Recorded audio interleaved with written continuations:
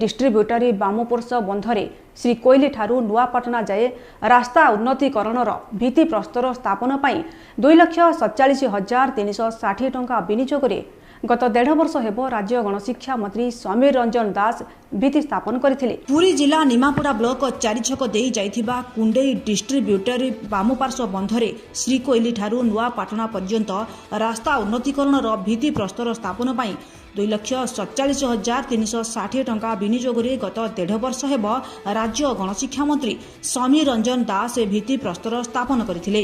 ଏହି ରାସ୍ତା ଉପରେ ଶ୍ରୀ କୋଇଲି ଜଳଛତ୍ର ଓଢଗୁଆ ବାହାରଣା ପଞ୍ଚାୟତର 15ରୁ ଅଧିକ ଗ୍ରାମର ଜନସାଧାରଣ ଯିବା ଆସିବା କରିବା ପାଇଁ ନିର୍ଭର କରିଥାନ୍ତି ବୋଲି ଗ୍ରାମବାସୀ କହିଛନ୍ତି।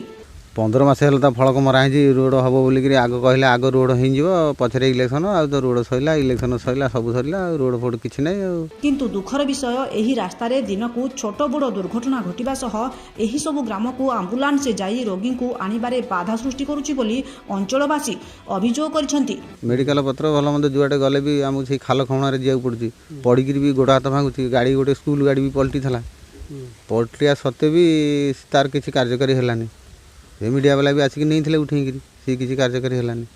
जदि तुरंत रास्ता निर्माण कार्य नहेब राजरास्ता को ओह्लाइबे बोली ग्रामवासी माने चेतावनी देइछंती। हमर जदि नहला हमें देखिया राजरास्ता को ओह्लाइबो 4-5 खंड गाँव लोक आम ये चलुचु ना।